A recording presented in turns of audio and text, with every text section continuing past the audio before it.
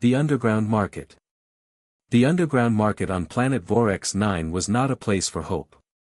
The air reeked of oil, fire, and desperation.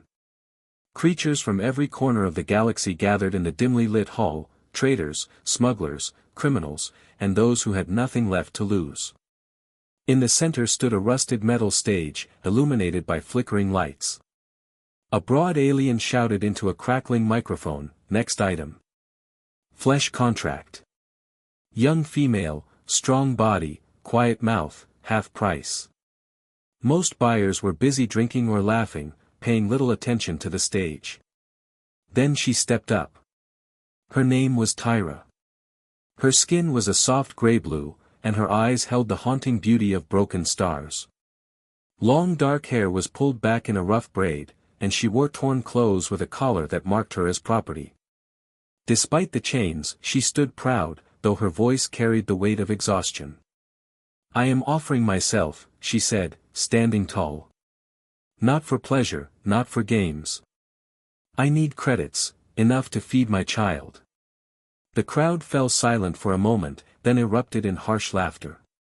"She's serious. Who'd want a used-up alien like that? She's already broken." Tyra didn't flinch. She stood motionless as stones were thrown at her feet. The auctioneer sighed in frustration. "No bids." Then off the stage. "I'll take her." The voice was quiet but firm. All eyes turned to see a tall man standing at the back of the hall. He wore a brown jacket and dust-covered boots, carrying a small bag of coins. His name was Jonas Vorex, just a cargo hauler, a man who usually passed through places like this with his head down. Today was different. The auctioneer blinked in surprise. "You, human. You want this one?" Jonas nodded. "Yes. Full contract." A quiet buzz moved through the room.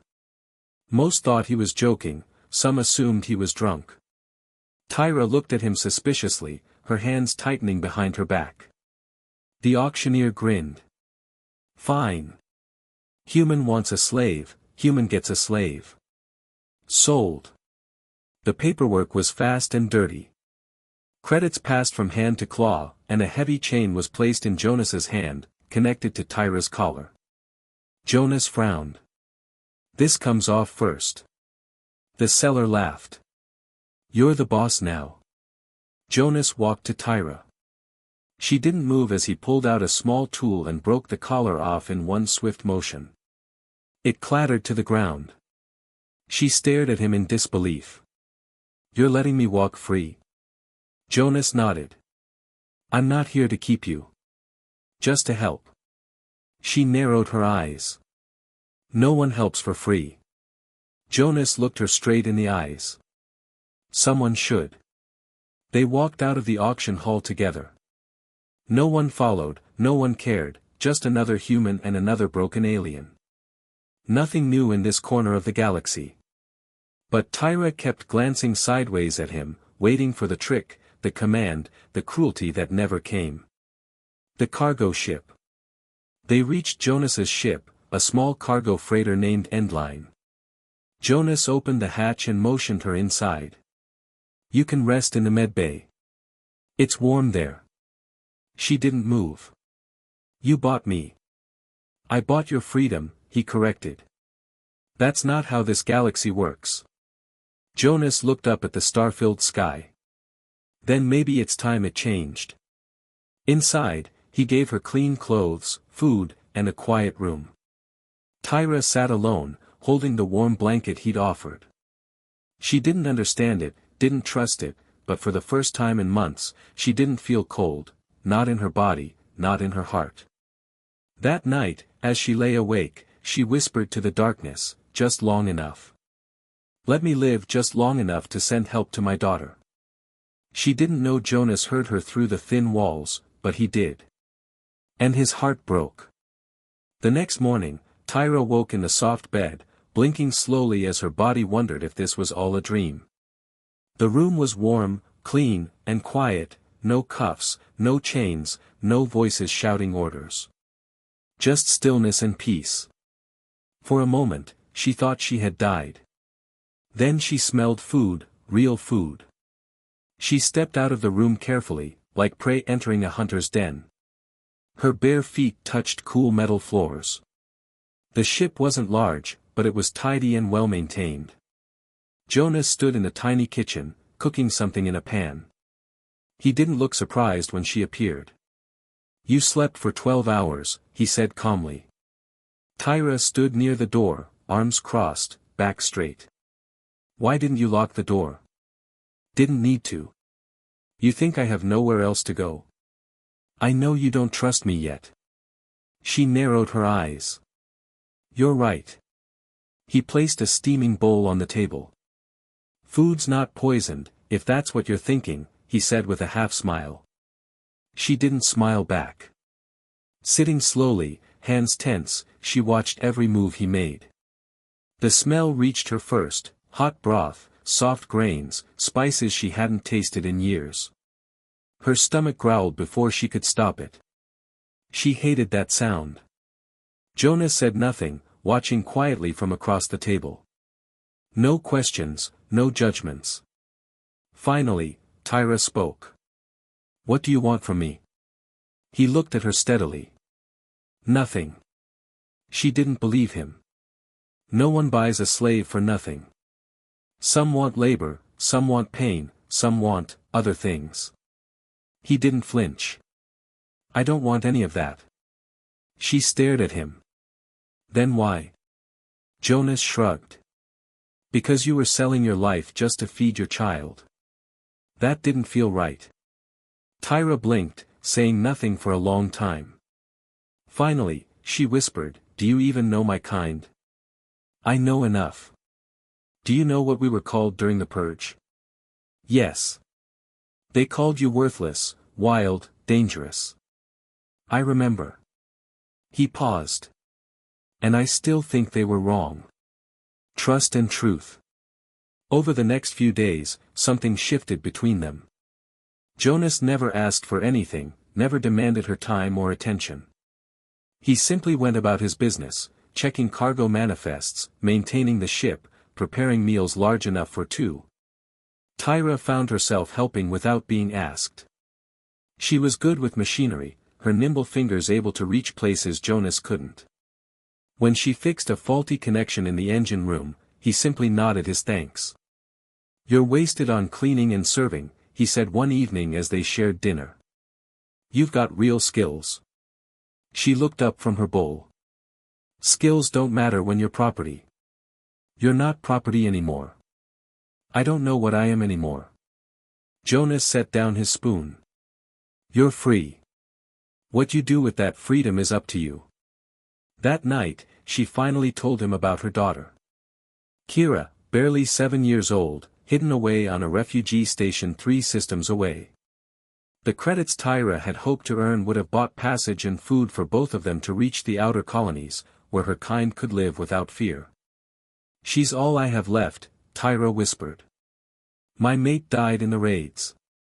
My home world is ash.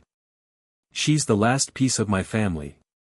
Jonas listened without interruption, his weathered face grave. "I can get you there," he said finally. Tyra shook her head.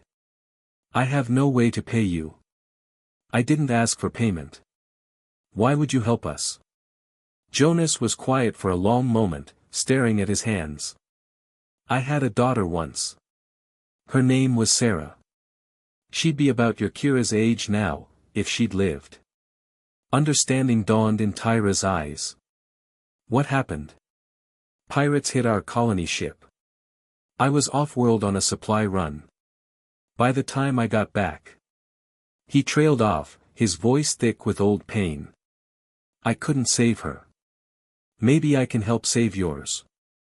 Tyra reached across the table and touched his hand, the first time she'd willingly touched another being in years. "I'm sorry." "So am I," he said softly. "But maybe we can make something good from all this sorrow." The next morning, Jonas changed their course. Instead of heading to the mining stations where he usually found work, they set course for the Kepler refuge, 3 days away. As the endline jumped to hyperspace, Tyra stood in the cockpit doorway, watching the stars streak past. For the first time since the purge began, she felt something she'd almost forgotten: hope. "Thank you," she said quietly. Jonas didn't turn around, but she saw his shoulders straighten. "Thank me when you're holding your daughter again." Reunion and revelation. The Kepler refuge was a maze of converted cargo containers and prefab shelters, home to thousands of displaced beings from across the galaxy. The air recyclers worked overtime, but the smell of too many people in too small a space was overwhelming. Tyra's hands shook as they approached the children's sector. She hadn't seen Kira in 8 months, 8 months of selling everything she had, taking any job no matter how dangerous, just to send enough credits to keep her daughter fed and safe. "Mama?" The small voice cut through the noise of the refugee camp like a blade through silk. Tyra spun around to see a tiny figure pushing through the crowd, gray-blue skin like her own, but brighter, unmarked by hardship. Dark hair in 2 small braids, wearing clothes that were worn but clean. Kira. Mother and daughter collided in the middle of the crowded corridor, holding each other as if the universe might try to tear them apart again. Tyra buried her face in her daughter's hair, breathing in her scent, feeling the solid reality of her small body. "I knew you'd come back," Kira whispered. "Mrs. Chen said you might not, but I knew. I promised, didn't I?" Tyra pulled back to look at her daughter's face, memorizing every detail. "Mama always keeps her promises." Jonas stood back, watching the reunion with quiet satisfaction. The tight knot of grief in his chest loosened just a little. This was why he'd broken that collar, why he'd changed course, why he'd risked everything on a stranger's desperate hope. Later, in the small quarters they'd been assigned for the night, Kira sat between them, chattering about her lessons and the friends she'd made. Her resilience amazed Jonas. This child had lost everything, been separated from her only parent, yet she radiated joy at their reunion. "Are you Mama's friend?" Kira asked him suddenly, her large eyes curious but not afraid. "I am," Jonas said simply. "Good. Mama needs friends. She's been sad for a long time." Tyra's cheeks darkened with embarrassment, but Jonas smiled. "She's been very brave." "I know. Mama's the bravest in the whole galaxy." That night, after Kira had fallen asleep curled against her mother's side, Tyra and Jonas sat in the small common area. "What happens now?" she asked quietly. "That's up to you. I can take you both to the outer colonies, like you planned. Or..." He hesitated. "Or... I could use a permanent crew member. Someone good with repairs, someone I can trust. The pay isn't much, but it's steady, and there's room for both of you on the ship." Tyra stared at him. "You're offering us a life. I'm offering you a choice. Real freedom means having options." She looked through the doorway at her sleeping daughter, then back at Jonas. "Why? Really why? Don't say it's because of your daughter. There's more to it than that." Jonas was quiet for a long moment. "Because the galaxy is full of people who take what they want and throw away what they don't need. Maybe it's time for people who give instead of take, who build instead of destroy." He met her eyes. "Maybe it's time for the decent people to stick together." Tyra felt tears threatening, tears of relief, of gratitude, of something that might have been joy. "Yes," she whispered. "Yes, we'll stay with you." Outside, the stars wheeled in their ancient patterns, indifferent to the small dramas playing out on one refugee station. But for 3 people who had lost everything, a new kind of family was being born. A new beginning. 6 months later, the endline was a different ship. Kira's drawings decorated the galley walls, her laughter echoing through corridors that had once known only silence. Tyra had upgraded half the systems, making the old freighter run smoother than it had in years. They'd found their rhythm as a crew. Jonas handled navigation and negotiations, Tyra managed repairs and cargo, and Kira, well, Kira was their good luck charm. Her bright presence had opened doors that might have stayed closed to a lone human cargo hauler. They still took the honest jobs, medical supplies to outer colonies, food shipments to refugee camps, equipment to frontier settlements. But now they also carried something else, hope. Word had spread through the underground networks. The human captain who'd bought a slave and set her free. The crew that helped people without asking questions or demanding payment they couldn't afford. They'd become legend in the shadows, a story whispered in markets and spaceports. Another message came in, Tyra said one morning, holding up a data pad. Family trapped on Zirian Prime. Their transport was impounded. Jonas looked up from his coffee. Pirates. Corrupt officials. Same difference. They need passage to the Andromeda colonies. Can they pay? Not much. But they have skills, the father's a doctor, the mother's an engineer. Jonas nodded. Set course for Zirian Prime. It had become their unofficial motto, people over profit. Not every job paid well, but every job paid forward. The galaxy was vast and often cruel, but they were making their small corner of it a little brighter. That evening, as they sat in the renovated common room, Kira looked up from her homework. Papa Jonas, are we heroes? Jonas nearly choked on his drink. Somewhere along the way, she'd started calling him that, and it still caught him off guard every time. I don't know about that, little star. We just try to help people. Mrs. Chen says helping people is what heroes do. Tyra smiled, her hand resting on her daughter's shoulder. Mrs. Chen is very wise. I want to be a hero too, Kira announced solemnly. You already are, Jonas said softly. You gave your mama a reason to keep fighting. That's the most heroic thing I know. Later, after Kira had gone to bed, Jonas and Tyra stood on the observation deck, watching hyperspace flow past like a river of stars.